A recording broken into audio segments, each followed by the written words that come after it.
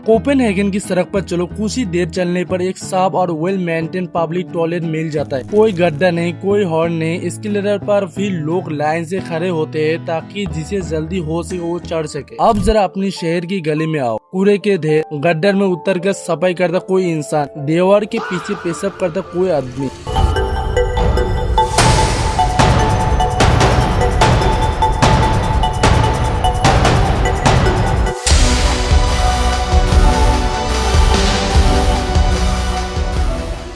सवाल ये नहीं है कि डेनमार्क के लोग पैदा ही होते ही अच्छे सिविक सेंस लेकर आते हैं और हम नहीं। जवाब जितना आसान लगता है उतना है नहीं।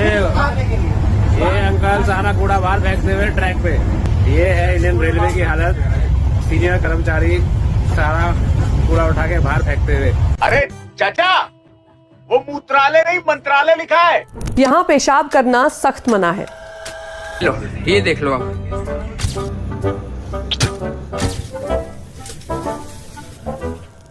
इसके पीछे 3 बड़ी वजह है जिन पर कम लोग बात करना चाहते हैं। पहली वजह है जाति और वर्ग की। अच्छा बैठिए, तो कौन लोग हैं यहाँ पे जो बसपा को वोट देना है? नीचे क्या बैठ गए? नीचे क्यों बैठ गए? अरे आप नीचे बैठेंगे तो मैं चला जाऊंगा यहाँ से।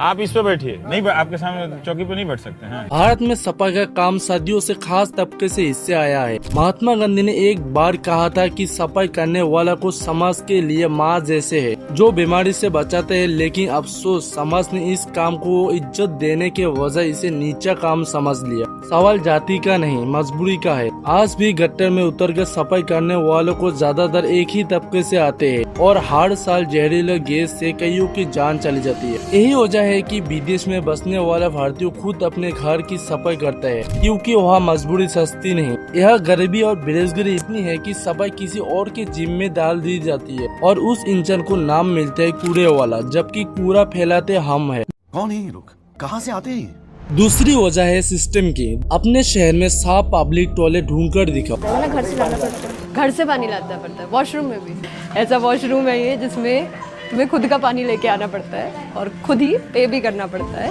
वॉशरूम करने के लिए। मॉल की बात नहीं, सड़क किनारे की। आधे में पानी नहीं, बाकी बंद पड़े है। हाल देख रहे हो यहाँ का? ये सब ने यूरिन करी है। यहाँ इतनी गंदी स्मेल आ रही है तो जो क्या सिविक सेंस है लोगों की कि यहाँ पे वो यूरिन कर रहे हैं। लेकिन आपको एक सैड रियलिटी बताऊं, this is actually a washroom जो कि लॉक्ड है।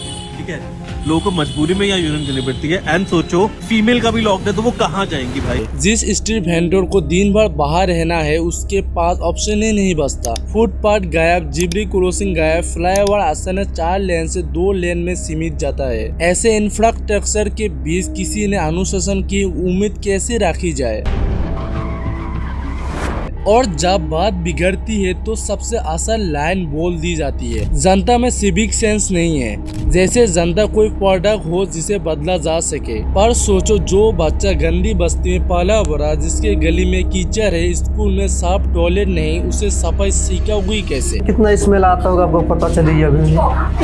पहले सफाई दिखाओ, डस्टबिन लगाओ, पानी साबुन वाला टॉयलेट दो, तब कहो गंदा मत करो। दिलचस्प बात यह है कि यही इंसान जब दिल्ली मेट्रो या एयरपोर्ट जैसे साफ जगह पर जाता है तो कूड़ा नहीं फैलाता, क्योंकि वहाँ के एक सिस्टम पहले से मौजूद है और उसे लगता है यहाँ गंदा किया तो सबकी नजर मुझ पर होगी। यानी सिस्टम पहले, अनुशासन बाद में आता है, उल्टा नहीं। तीसरी और सबसे गहरी वजह है एम्पैथी की कमी। अमीर तबका उसी सोसाइटी में swimming pool, gym, launch, tennis court बना लेते हैं और ठीक बाहर की बस्ती कूड़े से पड़ी रहती है। शहरों की ड्रोन तस्वीरें में ये फर्क साफ दिखता है, एक दीवार और उसके दोनों तरफ 2 अलग दुनिया। जिनके पास पूरे शहरों के बदलने लायक पैसे है और वो सिर्फ अपने माहौल तक सीमित रह जाते हैं। कम्युनिटी की भावना कहीं गायब। अब मुद्दे है डेनमार्क की तरफ और देखते हैं वह असल में हो क्या रहा है। वहाँ कूड़ा सिर्फ गीला सूखा नहीं बल्कि 10 अलग कैटेगरी में घर पर ही सॉर्ट किया जाता है। कांच, धातु, प्लास्टिक, कागज, टेक्सटाइल, हजारडोस वेस्ट, सब अलग। हजारडोस और इलेक्ट्रॉनिक वेस्ट लोग खुद रिसाइकिल सेंटर सेंटर तक ले जाते हैं, क्योंकि उन्हें पता है लापरवाही का नुकसान आखिर में उन्हीं का एनवायरनमेंट उठाएगा। प्लास्टिक बोतल के लिए एक पेन सिस्टम है। बोतल खरीदते वक्त थोड़ा एक्स्ट्रा पैसा डिपॉजिट जाता है, बोतल वापस करो तो पैसा लौट आता है। सजा नहीं, इनाम बेस्ड सिस्टम। डेनमार्क का बोर्नहोम आइलैंड तो 2030 तक दुनिया की पहली वेस्ट फ्री कम्युनिटी बनने की तैयारी में है। कोपेनहेगन में लगभग 64% लोग सिर्फ साइकिल से सफर करते हैं और पूरा शहर 5 मिनट नेबरहुड कॉन्सेप्ट पर बना है। स्कूल, शॉपिंग सब पैदल या साइकिल की दूरी पर है। और ये सिर्फ डेनमार्क की कहानी नहीं है। सिंगापुर में एक रेस्टरूम एसोसिएशन है जो पब्लिक टॉयलेट के स्टार रेटिंग देती है। जापान के स्कूल में बच्चे खुद अपनी क्लास और टॉयलेट साफ करते हैं। इसे कहा जाता है उसुजी। ये प्रैक्टिस बुद्धिस्ट और शिंतो दर्शन से प्रेरित है। और अफ्रीका रवांडा जो कभी भारत से पीछे था आज महाद्वीप के सबसे साफ देश माना जाता है। सवाल ये नहीं है कि भारतीय लोग पैदाशी तौर पर कम सिविक सेंस वाले होते हैं। सवाल ये है कि हमने कभी ऐसे सिस्टम बनाया जहां लोगों में सिविक सेंस डेवलप हो सके। जिस दिन सफाई करने वालों को इज्जत मिलेगी, जिस दिन हर गली में डस्टबिन और साफ टॉयलेट होगा, जिस दिन गंदगी फैलाने पर सजा की संभावना पक्की होगी, उस दिन डंडे या जुर्माने की जरूरत ही नहीं पड़ेगी। क्योंकि आखिर में सिविक सेंस कोई कानून नहीं सिखाता, ये सिखाता है एम्पैथी। ये एहसास की मेरी फैलाने कूड़ा किसी और को उठाना पड़ेगा। और ये बदलाव सरकार से शुरू होगा, सिस्टम से शुरू होगा